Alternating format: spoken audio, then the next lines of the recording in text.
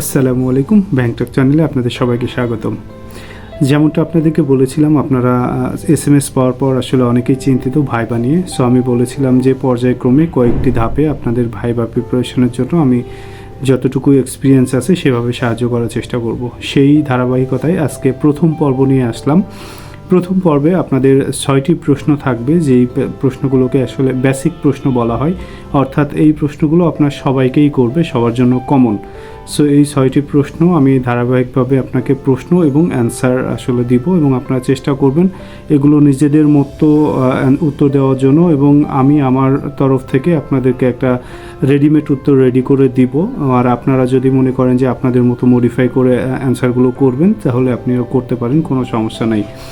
So চলুন দেখে নিয়ে প্রশ্নগুলো, একে একে প্রশ্নগুলো দেখব। 6টি প্রশ্ন দেখব এবং 6টি প্রশ্নের উত্তর দেখব, এবং পরবর্তীতে আপনারা বারবার আয়নার সামনে দাঁড়িয়ে হোক অথবা যদি ফ্রেন্ড সার্কেল হোক, আপনারা চেষ্টা করবেন নিজে নিজে ব্যাপারগুলো আবার রিভাইজ দেওয়ার জন্য বারবার, এবং সেখানে যে যেন আপনার কথাগুলো জড়তা বা অস্পষ্ট না হয়, এই বিষয়গুলো অবশ্যই খেয়াল রাখবেন।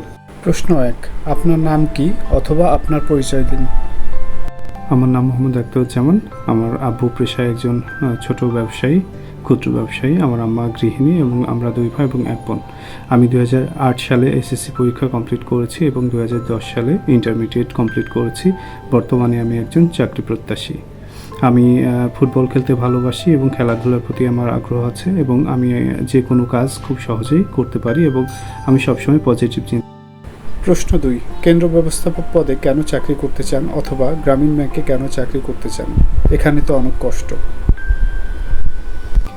গ্রামীণ ব্যাংক বাংলাদেশের অন্যতম একটি প্রধান ব্যাংক, এবং এই ব্যাংক দরিদ্র এবং হতদরিদ্র মানুষের ক্ষুদ্র ঋণ প্রদানের মাধ্যমে কাজ করে থাকে, এবং এখানে কাজ করার আসলে অনেক সুযোগ আছে। সো আমি মনে করি যে এইখানের থেকে আমি আমার ক্যারিয়ারটাকে অনেক দূর নিয়ে যেতে পারবো, এবং আমি চাই যে আসলে আমি আমার পরিশ্রমের মাধ্যমে এই জায়গা থেকে অনেক সামনের দিকে এগিয়ে যেতে চাই।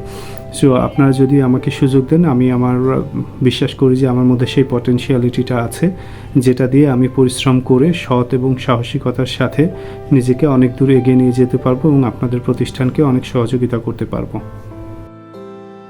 প্রশ্ন 3, আপনার একটি ভালো ও একটি খারাপ দিক বলুন।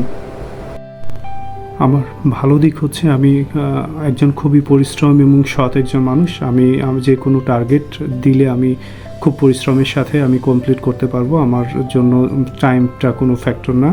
আমাকে আপনি সকাল থেকে সন্ধ্যা পর্যন্ত যদি কোনো কাজ দেন, খুব ধৈর্য সহকারে সততার সাথে আমি কাজটি কমপ্লিট করতে পারবো।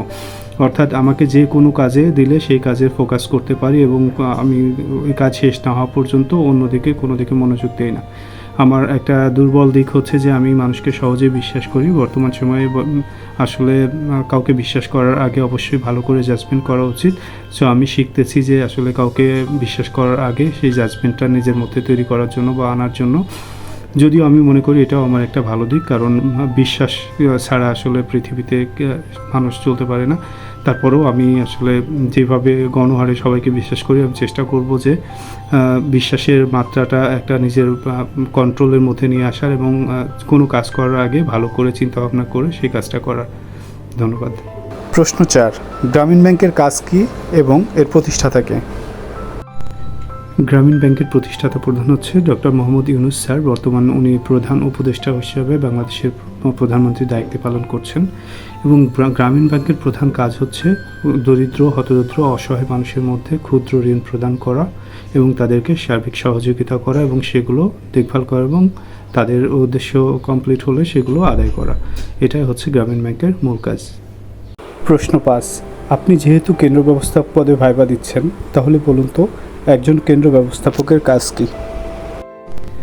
একজন কেন্দ্র ব্যবস্থাপকের প্রধান কাজ হচ্ছে হতদরিদ্র মানুষদের মাঝে ঋণ প্রদান এবং সেই অর্থ সংগ্রহ করা।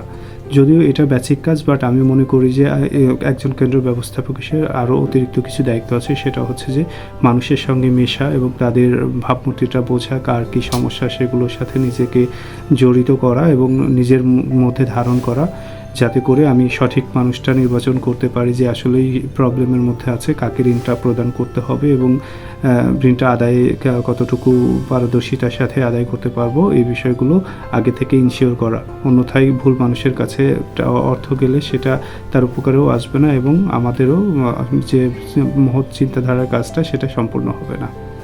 প্রশ্ন ৬, চাকরিটা হলে কি আপনি করবেন, অথবা দেশের যে কোনো জায়গায় পোস্টিং দিলে চাকরিটা করবেন কিনা?